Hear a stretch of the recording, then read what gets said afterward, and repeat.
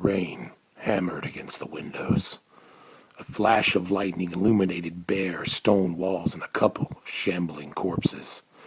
A boom of thunder followed half a breath later. Getting closer then. Good. She needed the lightning, and the storm matched her mood. She sat on a high-backed stone chair, brooding. How did it come to this? Every path she sought toward freedom only seemed to lead her to more closed doors, more dead ends to escape. She'd made demonic pacts to make herself ageless, undying, at the paltry cost of a soul she was hardly using anyway. Her breath no longer steamed, even on cold nights like this one. But demons are harsh masters, and soon she found herself working to subvert her pacts, to kill her demons, to have immortality and freedom both. And so, the chain veil. It whispered to her, even now, from the hidden pocket where she kept it. With it, she had killed 2 demons, lords among their kind. With it, she had commanded armies of the undead even she had never dreamt of, had besieged and taken Thraben itself, the greatest city on Innistrad, just to get her hands on one of those demons. But the veil. She could no longer bring herself to wear the thing on her face, to feel its silken, soft links against her skin. She hated touching it, but when she tried to get rid of it, the pain was unbearable. And using it was worse. "Liliana," said a voice. A familiar voice, wasn't it? She stood. "I'm busy," she said, loudly and clearly. "If you've come to torment me again, get on with it." Something prickled at her temples, a sensation like fingers prying at the door. "Torment?" said the voice. "I didn't realize it was that bad." Lightning flashed, illuminating a large black bird perched on the windowsill. As the thunder's echo in her ears subsided, a second voice spoke, seemingly right in her ear. "I didn't say anything," said the Raven Man. She turned. There he was beside her, with his white hair, golden eyes, and elegant black and gold robes belonging to a very different time and place. He was... Well, she wasn't quite sure what he was, an ignorance she tolerated only because she had no choice. He had appeared to her in her youth, taunted her, taught her. He had set her on the path that brought her here, and appeared now and then to keep her on it. He could rot in the nearest available hell as far as she was concerned. "I'm not in the mood for wordplay," said Liliana. "Fine," said the first voice, a different voice, definitely, full of sharp suspicion. "Then let's cut to the chase." The Raven Man's spectral lips hadn't moved. He didn't look wryly amused as he usually did. He looked worried. Oh, hells. Liliana looked away from the Raven Man. She made a fist, filling it with deadly magic ready to unleash at a moment's notice. "Let's do," she said. "We'll start with who you are and what you're doing in my house." Lightning flashed again, this time illuminating a figure cloaked and hooded. Liliana's scalp crawled. "You know who I am," said the voice, not from where the figure had been standing. "What you don't know is what I know." That prickling sensation again. Almost like... "You'd better do something," said the Raven Man. "I can't keep him out of your head forever." In an instant, fear became fury. "Jace, are you insane? I almost killed you." "You almost tried," said the voice. Jace. She'd befriended him on false pretenses, played on his emotions, manipulated him into joining an interplanar crime syndicate, then into overthrowing it. By the time it all went wrong, she'd grown genuinely fond of him, and betraying him had torn out one more strand of her threadbare sense of humanity. Not that that had stopped her, and anyway, if she hadn't done it, they'd both be heroically, uselessly dead. Still, she could see why he might bear a grudge. But never before, at any point in their dysfunctional association, had he threatened her. She could see him now, right in front of her. She willed her zombie minions to attack him, but ropes of light bound their arms and legs, sent them toppling to the ground. She mentally beckoned more to help, to overwhelm him, but felt no reply. "They're not coming," said Jace, all tied up. Liliana had never actually seen Jace lose a fight he'd had time to prepare for. "Get out of my house," said Liliana. "Why?" said Jace. "Am I scaring you?" His eyes glinted beneath his hood. "I certainly hope this display is frightening you," said the Raven Man. "This isn't like him." "Yes," said Liliana to Jace. "This isn't like you. I'm not convinced this is you." The sensation at her temples became a pounding, and the whisper of voices behind it. She resisted the impulse to strain to hear them, which would only give him an opening. He really was attacking her then. "Enough!" She lashed out at him with a whip of death magic, just enough to cause agony. A bolt of purple light slid right through him, and his image popped like a soap bubble. "First you try to hide it from me," he said, this time from a corner of the room. "Now you're trying to silence me. But you can't hide from something this big. Not forever." "I don't know what you're talking about," said Liliana. "I don't know what you think is happening, but you are way out of line." She turned toward him, but when he spoke again, he was behind her.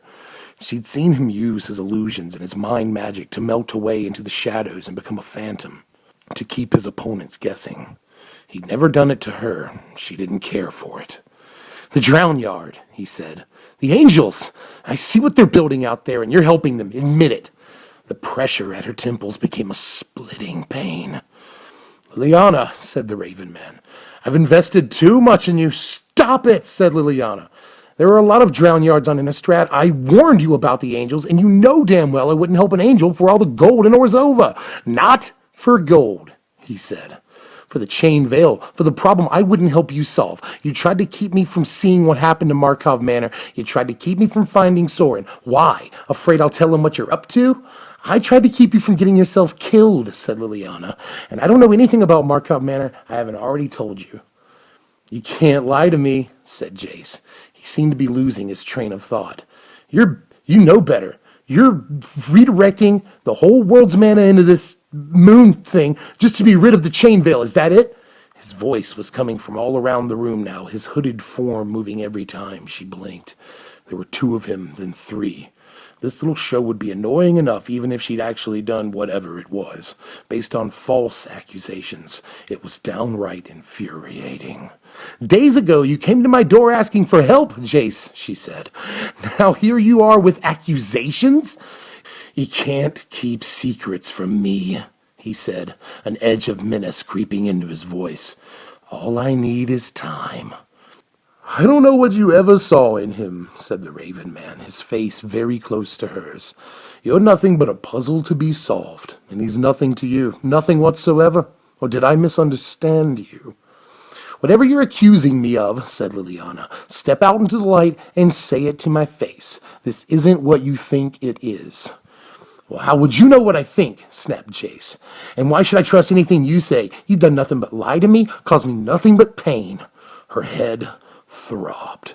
"He's getting through your defenses," hissed the Raven Man. "Do something." One of the images of Jace snapped his head towards the Raven Man, eyes wide. "Who? So you can see him!"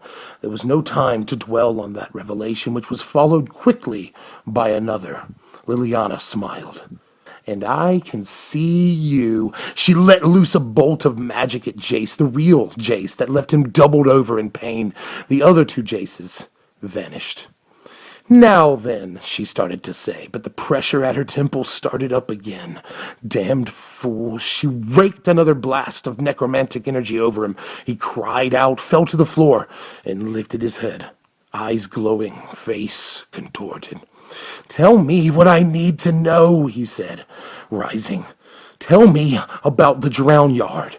"He's asking leading questions, trying to bring certain thoughts to the front of your mind," said the Raven Man. He smirked. "A basic maneuver of the telepath." The smug bastard was right. Liliana's vision swam as Jace tried to force his way into her mind. "Stop it," she said. "Even if I knew anything about a Drown Yard, your tricks wouldn't work on me." She sent another bolt of agony through him, then another, but he kept up his attacks. He fell, rose, fell again, and this time only made it back up to his knees before she lashed him again. "Tell me," he growled. Her skin had begun to burn, her demonic scars etched in purple flame, and the veil, oh, the veil wanted to help her. It siphoned off a few stray rivulets of necromantic energy and returned them to the stream fivefold. She struggled to hold it back, to keep it from killing him instantly. "Stop doing this," she said. "I can't control." Jace was screaming now, eyes still glowing, his assault on her mind intensifying along with the pain. "Just tell me!" The backlash started, agony suffusing Liliana as the chain veil took its toll. Blood began to drip from her scars. She gritted her teeth. She'd felt worse, though, when the scars were administered, for instance. She'd survive this. Jace might not. "He's almost broken through," said the Raven Man. "Kill him." "Don't tell me what to do," she shouted at both of them, at the chain veil, at the moon and the world, and at death itself. "Stop it." "You'll have to kill me," wheezed Jace, tears streaming from inhuman glowing eyes. Liliana's vision began to fade. "Do it," said the Raven Man. "Jace, I don't want to hurt you anymore." The words echoed against stone. The pounding in her head stopped, and for a moment there was no sound but the boom of thunder, the drumming of the rain. The Raven Man sighed in disgust and disappeared in a rustle of feathers. The glow in Jace's eyes faded, and he stared up at her, wan and sweating, looking suddenly very vulnerable and very young. "Any more?" said Jace. His voice was hoarse. "As in, any longer? As in, any more than you already—" "I don't owe you any answers," said Liliana, "and you damn well owe me some." That, at least, told her she was dealing with the real Jace. Who else would pick apart her wording rather than face the reality of the situation? "What did you do to me?" he asked, breath still coming in heavy gasps. "I feel like death." "That's the idea." He almost smiled, then his eyes went wide and he staggered to his feet. "You're bleeding," he said. "Yes." Genuine concern, moments after trying to pry her mind open like a jam jar. "We should know," she said. "Tell me what the hell is going on." Finally, a few zombies padded into the room. Not her freshest specimens. They were the tattered ones she used for sentry duty. He'd probably missed them on his sweep. She set them between her and Jace, but didn't have them attack. Not yet. "You really don't know?" Zombies grabbed his arms and legs. He didn't struggle. "Jace," she said through gritted teeth, "explain now." "I went to Markov Manor," he said. "It was inside out. Rocks floating everywhere. Vampires were stuck in the walls. All that? Right. I found a book. It's a fascinating book. She's been studying who?" Lightning flashed, and Liliana saw the book on his belt. It was a large, ornate thing with an unusual binding. She wouldn't mind perusing it herself, unless it was the reason Jace was so out of sorts. "The Moonfolk. She's been, Moonfolk, fascinating book. She's been studying the moon, and what it causes, the tides, the werewolves, the angels. It's all connected. Those weird stones in the countryside, you haven't touched them, have you? Don't touch them. Just don't. They all point the same way, so there was, they all point towards something is what I'm saying, not a compass point, but like a place. Where?" A crash of thunder. "Parallax," said Jace, looking at the window as though the storm had answered him. "That's the word. Thank you." "What place?" Nephalia, he stammered. "A drown yard on the coast. I mean, they're all on the coast. Of course they are. Drawn. I was drawn to this particular one. That's where I saw it." "Saw what?" "The moon," he said. She glanced out the window and raised an eyebrow. The moon was hidden behind rain clouds, but the point was clear. "Not that moon," he said. "The other moon. Invisible. But I saw... It doesn't matter. There are angels flying around and zombies, too. I mean, the angels were flying and they were the zombies. They were building huge stone structures like angels wheeling around in the sky. And I thought, since you tried to keep me from going to Markov Manor, and I know how much you're worried about the veil, enough to try something really crazy." He stared at her, eyes suddenly clear. "It's full of ghosts," he said. Souls, and you want to be rid of the ghosts, but keep their power for yourself. And there's one thing they know about here, it's ghosts. Her throat tightened, and for a moment she thought he really had read her mind. Then he snapped his head to one side, where there was nothing but a silent zombie holding him in place. Shut up, he hissed. Geists, fine. Who cares? Who? Never mind, he said. These stone things are redirecting all this mana, and it's going to this drown yard henge, and the zombies are building it, and the angels are going mad, and you hate angels, and you might need a lot of mana to be rid of the chain veil or, like, alter it somehow. That makes sense, right? Doesn't it? No, she said. It doesn't make any sense, and you're not acting like yourself. It wasn't that unlike Jace, really, to get over-involved in a particularly enticing mystery. But no matter how deep he got, he maintained some measure of control of himself, his powers, if not of the situation. And the one time she'd seen him lose control, he'd ended up putting himself under a mental lockout that took half a year and the death of a friend to snap him out of. Jace was a very powerful telepath. If he went mad, he'd take her with him, among others. Hey Wizards, what's up? It's Dev. I hope that you had as much fun with that just now as I did. That's not the entire story. You can go to wizards.com and check out the rest. I will link to the story in the video description there. And let me know in the comments how you felt about this idea. I really don't do much lore related, and I've never done anything like this, but I really like these sort of Let's Read or, Reddit reading channels on YouTube, and I wanted to try my hand at something like that. And lore is fun, and there's a lot of people that don't know anything about the lore, but I think that the interactions between, Jace and Liliana is really cool.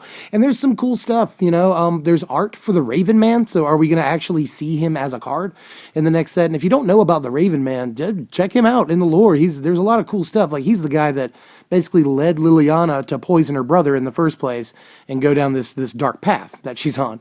And obviously Jace is working with someone that Liliana can't see. It's probably Tamio. I think we know that.